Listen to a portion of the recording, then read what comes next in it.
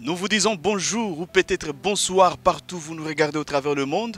Nous, c'est AC Company TV Chagola Wengi. Nous émettons en République démocratique du Congo, en province du Sud Kivu et plus précisément dans la ville d'Uvira. Et nous intervenons dans cette émission prospective d'un grand Congo RDC, qui est une émission de AC Company TV Chagola Wengi. Et ensemble avec mes invités, nous allons aborder un thème tellement intéressant qui cadre avec la politique concernant les dossiers-là de Madame Janine Mabunda qui a été déchue au niveau de l'Assemblée nationale et désormais elle n'est plus présidente de cette Assemblée. Mais également nous allons aussi décortiquer les discours du chef de l'État qui a parlé concernant son compte rendu, concernant les consultations qu'il avait entamées.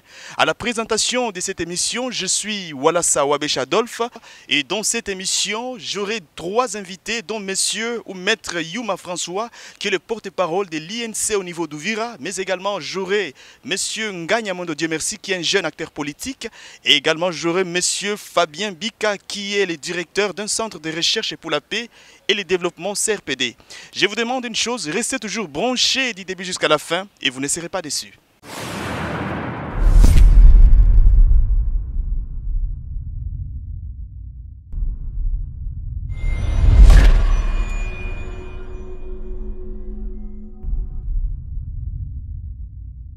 Voilà, comme je vous ai annoncé dès le début de cette émission, aujourd'hui nous allons parler concernant la situation qui s'est passée au niveau de l'Assemblée nationale.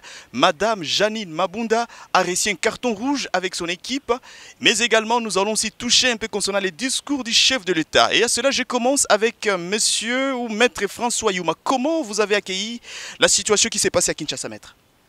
Oui, merci de la question. Je suis maître Yuma Kaziga François, de l'INC de Vital Kamere. Je suis le porte-parole de la ville et territoire d'Uvira. Pour nous, le discours du chef de l'État a été précédé par les consultations nationales pour une union sacrée de la nation.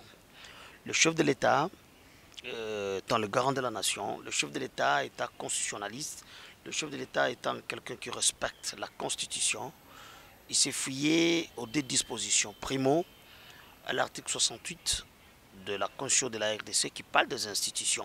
Il y en a 4. Il y a le président de la République, il y a le Parlement, il y a le gouvernement, il y a les cours et tribunaux. Et l'article suivant, 69, parle d'un bon nombre de pouvoirs. Avec votre autorisation, je peux lire. Le président de la République est le chef de l'État. Il représente la nation. Il est le symbole de l'unité nationale.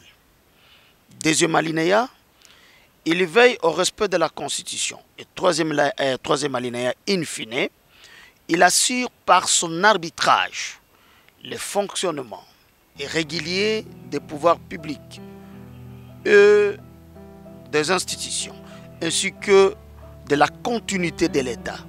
Il est le garant de l'indépendance nationale, de l'intégrité du territoire, de la souveraineté nationale et du respect de traités et accords internationaux. C'est à ce juste titre que le président de la République a fondé ses convictions, son action de consultation pour dire il est le garant, il est le symbole de l'unité et il assure par arbitrage le bon fonctionnement des institutions. Vous êtes, c'est pas moi, vous devez être d'accord avec moi que la République démocratique du Congo, après les élections de décembre 2018, a connu un résultat où le président a gagné les élections sans avoir la majorité parlementaire. Et l'obligation légale était là, que le CACH et les FCC devaient mettre les efforts ensemble pour co-gérer le pays. Mais à un niveau donné, nous, la population, on criait à travers les différents micros ici, qu'il y avait un ça ne va pas, il y a blocage, il y a blocage. Mais les gens ne nous comprenaient pas. Mais après 2 ans, le garant de la nation, le président de la République, lui-même, s'est prononcé qu'il y a blocage. Merci beaucoup. Il était question pour lui de consulter. Consulter qui? Consulter la population, parce qu'il sait qu'il y a un blocage. Consulter la population et au finish, après cette consultation, le discours devait suivre. Pour ce discours, nous avons été satisfaits. Satisfaits pourquoi? C'est parce que c'est les attentes du peuple. C'est le peuple qui venait de gagner. Les députés nationaux ont repris leur conscience. Il y a eu prise de conscience des députés nationaux. La démocratie a triomphé. Les députés ont vite remarqué que c'est nous, la clé pour cette question et ils se sont déchaînés et la vraie majorité, pas la majorité mécanique que les gens ont toujours dit, on a 305 députés, mais après le résultat de la déchéance de Mabunda et sa bande, nous avons vu la vraie majorité là où elle est, c'est à côté du peuple, c'est le peuple congolais qui venait de gagner parce que ce discours était précédé par les consultations nationales abordées bien sûr par le président de la République. Merci beaucoup. Également, j'ai un jeune analyste politique, Monsieur Nganya Mwendo. Comment vous avez accueilli le discours et même la situation concernant la destitution de Madame Jeannine Mabunda? Oui, avant d'intervenir, je tiens d'abord à saluer tous mes co-débatteurs et je salue aussi toutes les personnes qui nous suivent, plutôt. Par rapport à la question concernant la déchéance de Madame Jeannine Mabunda et tout son bureau, c'est une déchéance qui est purement politique. Donc c'est politique pourquoi? Puisque ce qui a déclenché cette déchéance, ce n'est pas que les députés ont cherché à répondre aux aspirations du peuple, mais ils ont cherché à se positionner. Donc, après avoir été dans les consultations avec les chefs de l'État les a appelés, non, il y a ICC, bon, certains députés d'IFCC sont partis, il y a d'autres qui ne sont pas partis. Avant que les consultations ne commencent, jusqu'à ce que les consultations ne finissent, la plupart des députés qui ont voté, ou bien donc qui ont voté plutôt pour la déchéance de Jeannine Mabunda, ces députés, même le jour où les consultations ont été clôturées, étaient encore dans les camps d'IFCC. Alors, ils ont fini par déchoir ces bureaux, non pas parce qu'ils cherchent l'intérêt de la nation, mais parce qu'ils cherchent à se positionner, puisque le président les avait plutôt... comment dirais-je, les avait enchantés. Il a dit qu'au cas où je ne parviens pas à trouver la majorité après la nomination d'un informateur qui va essayer un peu de voir une nouvelle majorité ou bien de montrer une nouvelle majorité. Au cas où je ne parviens pas à trouver cette majorité, je serai obligé de dissoudre. Et je suis certain que la plupart des députés qui ont voté pour la déchéance, ils ont eu peur d'aller en chômage politique, puisqu'ils se sont dit peut-être on n'a plus de chances de remporter les élections, on va dépenser beaucoup d'argent pour battre campagne, ceci et cela. Donc ils ont juste cherché à se positionner. Mais aussi je dirais que cette déchéance, c'est une conséquence de la politique de la masse, puisque actuellement tout le monde cherche à aller là où va les pouvoirs. Puisqu'il y a un adage qui dit, bon, les politiciens aiment souvent dire que, bon, il y a certains politiciens qui le disent même, la politique c'est comme un match de football, il faut aller là où il y a les ballons. Bon, et pour elle, présume, commence à pressentir que là où est le pouvoir à présent, c'est au niveau du cash. C'est l'IDPS qui a le pouvoir. Et certains même députés du FCC sont en train d'aller là où les gens aspirent à être. Est-ce que là où il y a la masse, est-ce que c'est là où il y a réellement la vérité? Bon, si je me contente de l'histoire de Jésus-Christ, avant qu'il ne soit condamné, M. Pilate a demandé à la foule, vous voulez qu'on relâche qui entre Barabbas et Jésus? La foule a demandé à ceux qui Barabbas, qui était un criminel, qu'il soit relâché et que Jésus-Christ soit condamné. Donc, la masse n'a pas toujours raison. Et c'est pour cette raison que je ne dois pas me laisser intimider par la masse tout en oubliant bien, tout en cachant la vérité au peuple congolais. Merci beaucoup. Donc, la déchéance qui a été faite à l'encontre du bureau de Mabunda, c'est une déchéance qui a une base, donc, qui s'est référée à une situation politique. Merci beaucoup. Également, Monsieur Fabien Bika, vous avez suivi très bien. Nous sommes ici, nous essayons un peu de parler sur la politique actuelle du pays.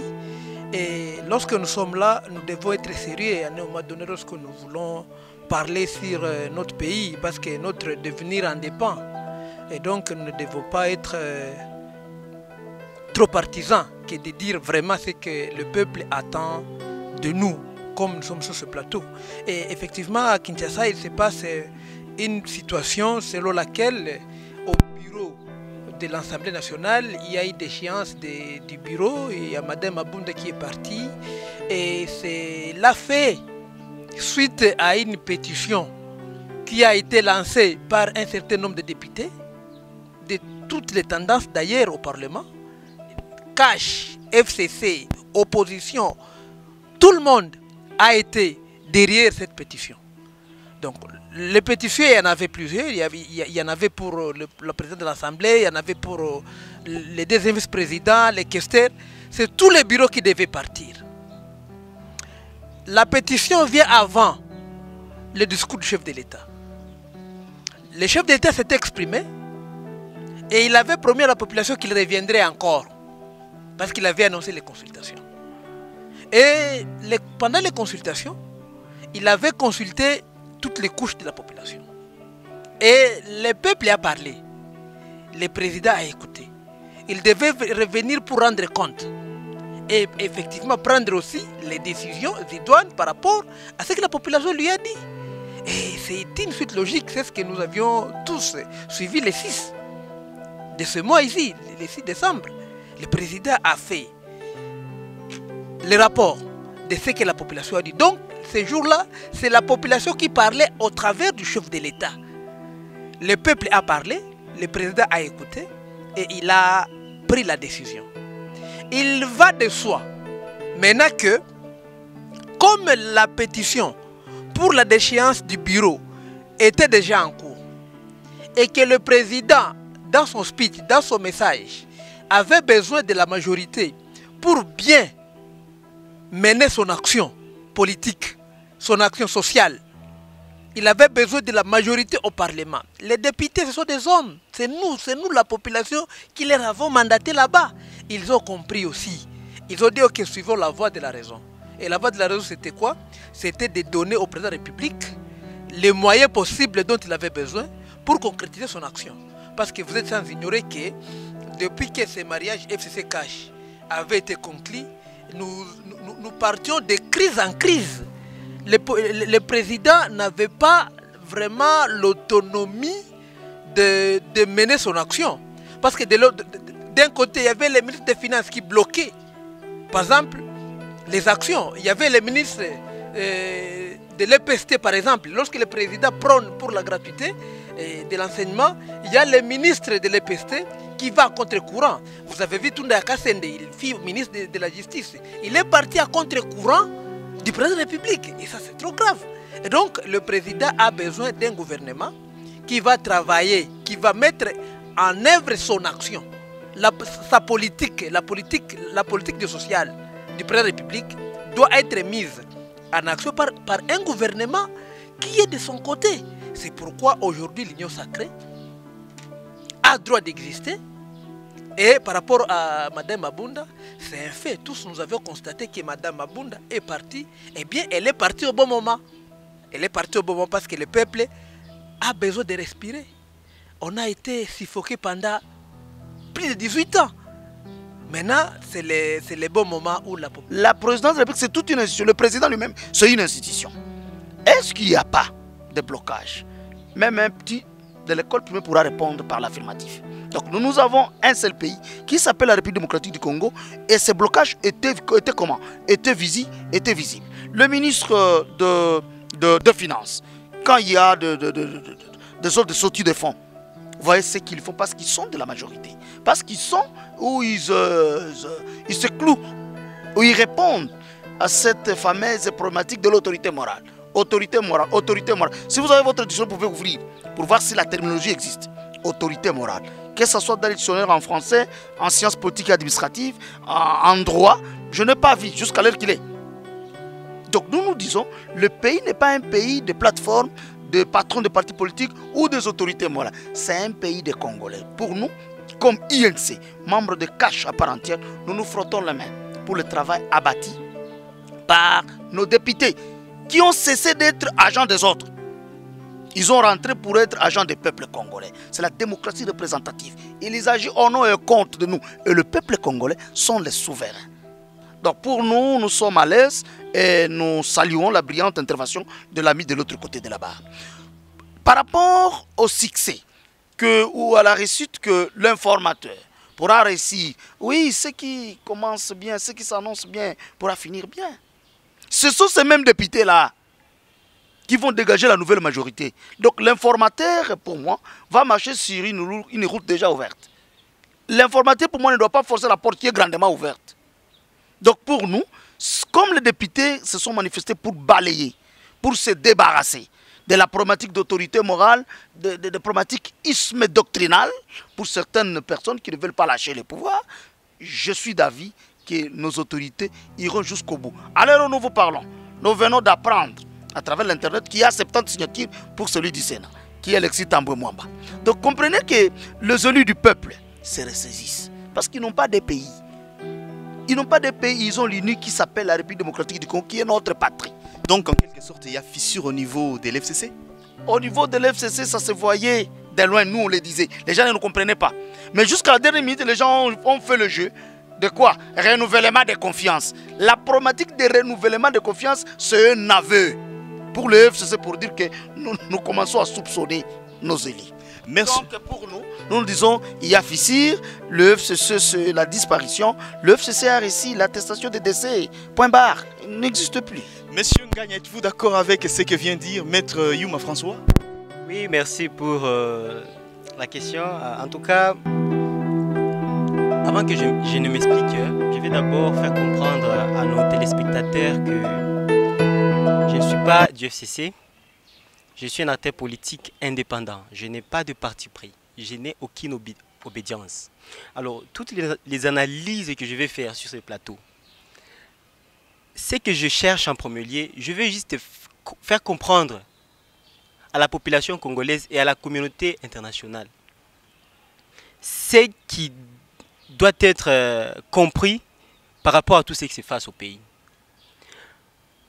Où étaient tous les députés du FCC qui ont quitté les camps du FCC lorsque Mabunda et Mwamba faisaient, comment dirais-je, contrecarrer les plans du président ou bien les décisions du président? Ils l'ont toujours fait et ça date de longtemps. Aucun de ces députés n'a jamais dit tous les tralala que faisaient Mabunda et Mwamba à l'encontre des décisions qui ont été prises par le président de la République. Deux fois, il lui contredisait même. Du moment, donc, quand le ministre d'obédience est du FCC, bon, là, je dois citer, puisque c'est un fait qui est déjà passé et tout le monde l'avait constaté. Je prends le cas de Tundaya Kassend. Tous les députés du FCC ont pris la défense de Tunda. Et il y a même, parmi ceux-là, qui ont voté pour la déchéance du bureau Mabunda. Hein? Parmi ceux-là, parmi eux, il y a ceux qui ont fait la défense de M. Tundaya Kassendi. Donc, je suis en train de montrer ce qui se passe maintenant. Ce n'est pas les fruits d'une quête, donc ce n'est pas les fruits comment dirais-je, d'une élite nationale, mais c'est les fruits d'une élite partisane. Donc, tous nos députés là ne cherchent qu'à se positionner. D'ailleurs, si on fouille dans le passé, si on entre dans les contentieux électoraux, vous vous rendrez compte que la plupart de ces députés n'étaient pas élus. Mais qui a déjà dénoncé ça? Bon, je ne vais pas retourner là-bas, puisqu'on estime que la Cour constitutionnelle avait censuré ou bien avait confirmé l'élection de ces derniers. Mais si on appelait des experts afin qu'ils fouillent, afin qu'ils fassent des enquêtes qu'il faut, je suis sûr et certain beaucoup de députés vont perdre leur siège, que ce soit au niveau du Parlement, donc que ce soit au niveau du Sénat, bon, pour les sénateurs, et au niveau de l'Assemblée pour les députés. Donc je vais juste dire à toute la population et à nos téléspectateurs que tout ce que le président est en train de faire maintenant, il y a rien qui nous rassure qu'il y aura le changement. Parce que ce que nous recherchons, c'est le véritable changement. Le peuple congolais souffre. Donc, si par exemple, j'essaie un peu de comparer ce qui se passe au pays avec un jeu des dames, donc, le régime actuel, ou bien les cages, est en train juste d'utiliser les mêmes pions. Donc, on n'échange même pas les pions. Ce sont les mêmes joueurs qui ont presque, donc, qui ont uniquement changé soit des varèses ou bien les numéros. Mais ce sont les mêmes joueurs. Même Kabila était au même problème. Lorsque son feu père était décédé, on l'a appelé qu'il devienne président de la République. Moi, je me souviens, Mouzé disait toujours, on a donné la chance à tous les Mobutistes. Ils ont eu 30 ans afin de pouvoir gouverner le pays. Malheureusement, ils n'ont rien fait. Et par conséquent, du moment que je suis là, ils doivent prendre congé. Je vais travailler avec la nouvelle classe politique. Et c'est ce qu'il a fait. Et c'est ce qui a été à la base même de sa mort. Mais Kabila a été obligé de dialoguer, d'aller en concertation à Sun City. Et il a appelé tous ces gens-là. Ils sont revenus. Et la conséquence, il n'a rien fait. Et ce qui veut aussi, ou bien l'IDPS veut aussi procéder à la même stratégie. Pour moi, je suis en train de dire aux gens que tous ceux qui sont en train de prendre position afin de pouvoir rejoindre les camps de cash, ils les font pour des intérêts politiques. Et nous, peuple congolais, ouvrons les yeux. Maintenant, M. Bika, qu'est-ce que vous entendez à cette nouvelle équipe qui va venir ou qui va remplacer les bureaux qui étaient dirigés par Mme Janine Mabunda? Oui, merci beaucoup, monsieur le journaliste. Il y a des choses qui ne doivent pas passer. Lorsqu'on est sur un plateau comme ça, il y a beaucoup, j'ai dit beaucoup de téléspectateurs qui nous suivent et on ne peut pas se permettre de dire de n'importe quoi juste par plaisanterie ou pour plaire. Non, ça c'est pas juste, ça ne peut pas passer. Lorsque par exemple monsieur Dieu merci dit qu'il est un analyste indépendant, non, ça c'est faux. Il est indépendant comment? Moi je n'ai pas vu en politique quelqu'un qui soit indépendant. On appartient toujours à un camp politique, même si on peut se cacher derrière l'indépendance, mais à travers ces mots, à travers ces interventions, on sait retrouver la couleur ou le camp dans lequel on appartient. Eh bien, je ne sais pas dire ici que M. Dieu merci est de quel camp politique, mais ces mots les disent tout haut, même s'il voudra le dire tout bas, mais ces mots les disent tout haut. Aujourd'hui, dans notre pays, on avait besoin d'un éveil patriotique. C'est ce que le président a fait. Son discours d'ici décembre a éveillé la conscience congolaise. Et donc, les députés qui étaient caporalisés autrefois sous le dictat de l'FCC, il a dit, M. Dieu merci, que non, tous ces députés-là ne sont pas à la quête du social ou ils ne défendent pas le peuple. Moi, j'ai dit non. Ils étaient pris en otage. Ils avaient besoin de quelqu'un qui devrait les libérer. Et cette liberté, c'était le discours du chef de l'État. Et donc, lorsque le chef de l'État a parlé, il les a mis devant leur conscience. Ils ont pris conscience. Et lorsqu'ils ont pris conscience, le premier résultat, c'est qu'ils ont dit que non, nous devons travailler pour le peuple, Mabunda doit partir. Parce que Mabunda incarnait le mal.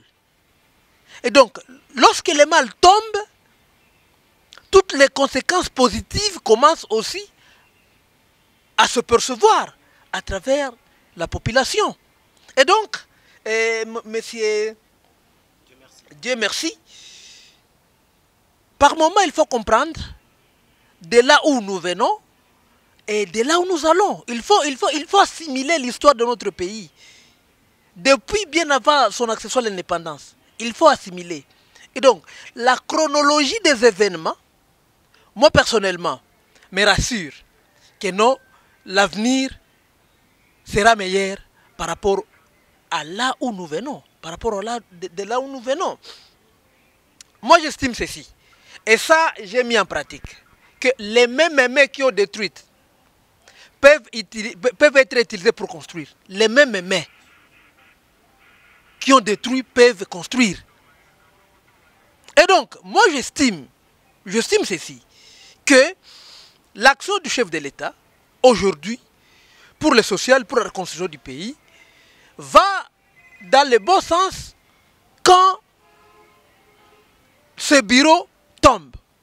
Comme le porte-parole de l'INC a dit, nous apprenons tous que le Sénat aussi a importance, le bureau du Sénat qu'il a importance. Lorsque le bureau du Sénat va tomber aussi, donc le gouvernement va tirer les conséquences. Et donc nous avons besoin d'une nouvelle équipe. Par rapport à votre question, monsieur le journaliste, les crédits que je donne à la nouvelle équipe qui va être mise en place, que sûrement elle est en train de venir. Sous peu, il y aura, l'informateur sera là, il va dégager la majorité parce que elle est déjà claire qu'elle n'est plus pour le FCC. Dans l'Union sacrée, ce sont les idées de construction. Ce sont les idées du social, ce sont les idées de la sécurité du peuple. Ce sont les idées du développement à l'Union sacrée. Et donc, toutes les personnes qui vont être choisies pour apporter leur contribution dans l'Union sacrée, eh bien, je peux vous garantir, je peux vous assurer que non, ils vont travailler. Ils vont travailler et la vision du chef de l'État primera sur toutes les idées qui ne seront plus la caporalisation comme on l'a vu l'autre fois avec Kabila. Merci beaucoup, maître. Vous venez de suivre ce que vient de dire monsieur Fabien. Alors également, dans le discours du chef de l'État, il a annoncé qu'il y aura des mécontentements dans tel camp, dans tel autre camp. Et quand il y a un mécontentement au niveau de la scène politique, il y a toujours une conséquence. Alors, je demanderai à tous ceux qui ont rejoint les camps de l'Union sacrée de tenir compte aussi des conséquences qui découleront de toutes les décisions qui sont en train de prendre. Puisque nous, peuple congolais, je l'ai dit sur ces plateaux, nous sommes fatigués des guerres.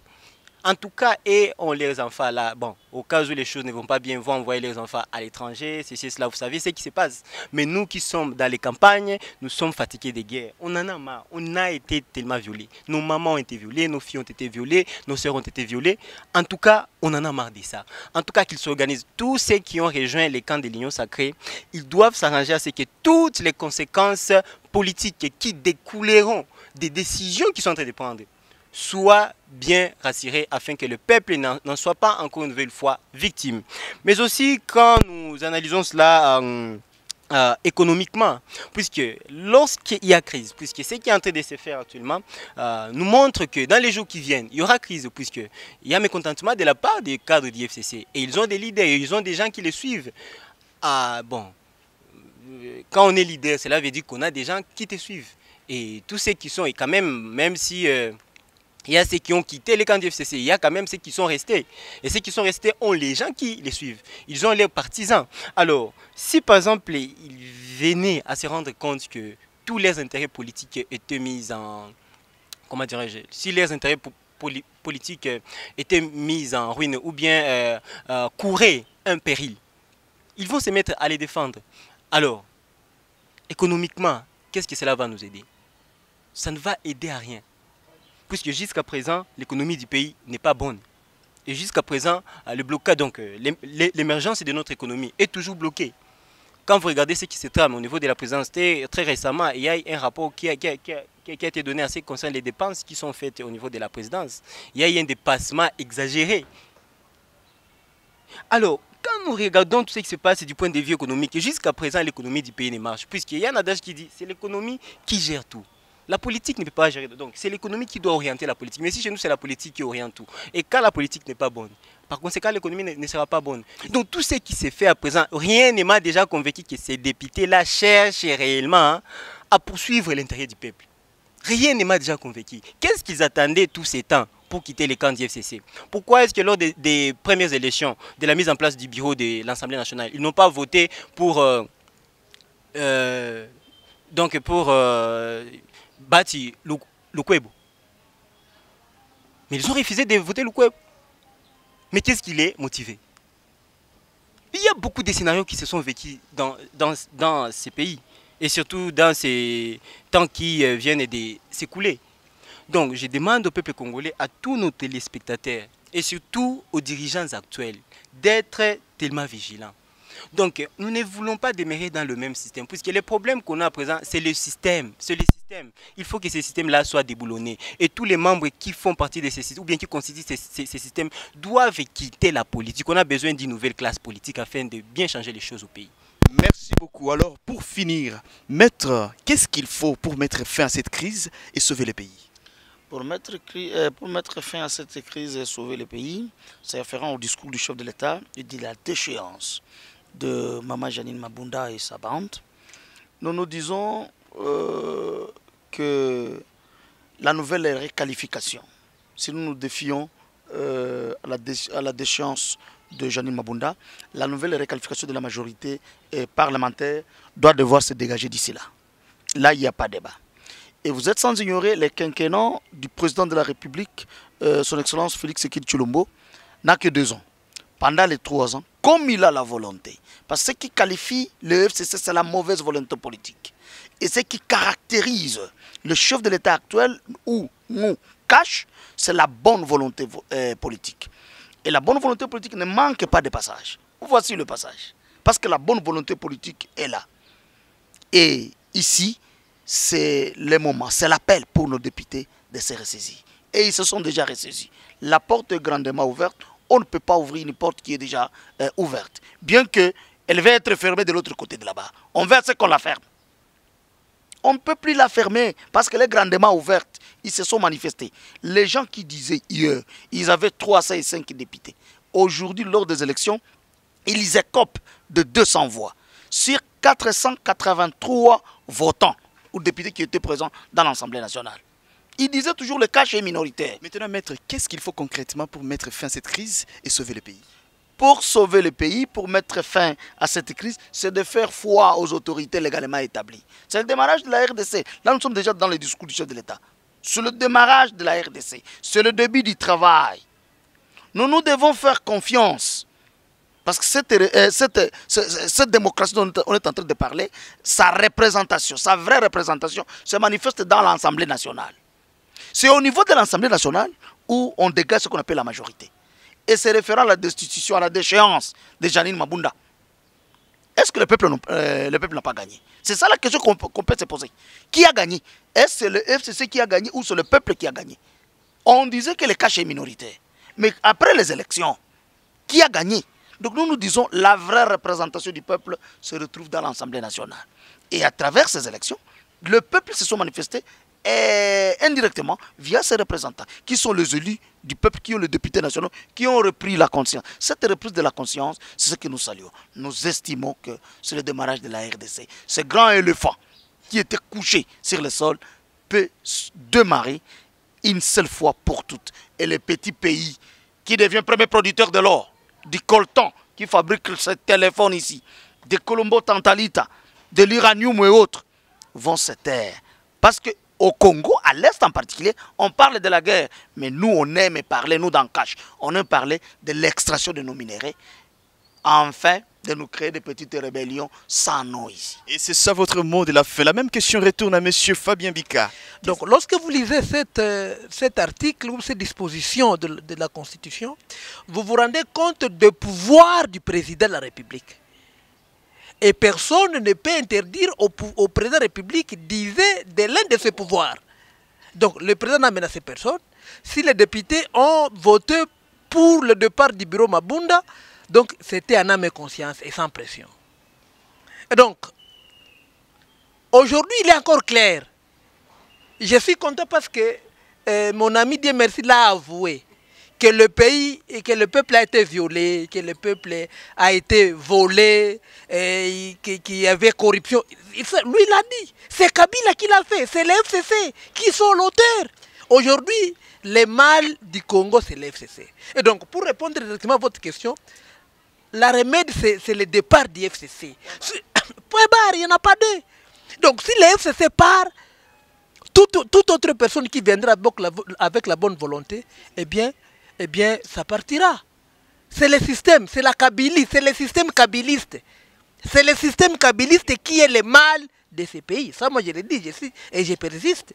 Et donc, si le président de la République, avec sa volonté de déboulonner ce système, lorsqu'il arrivera au bout de ce déboulonnage, eh bien, ce pays décollera pour du bon. Merci. Le peuple est en train de nous écouter. Je demande juste à la population d'avoir une certaine retenue face à tout ce qui se passe. À tout ce qui se passe dans le pays, mais aussi de s'informer davantage sur toutes les situations avant de prendre position face à une situation aussi qui se présentera peut-être dans les jours qui viennent. Je demande aussi à nos dirigeants, d'essayer un peu de travailler pour l'intérêt de la nation, puisque le peuple souffre tellement. On a besoin du véritable changement, on n'a pas besoin des alliés politiques.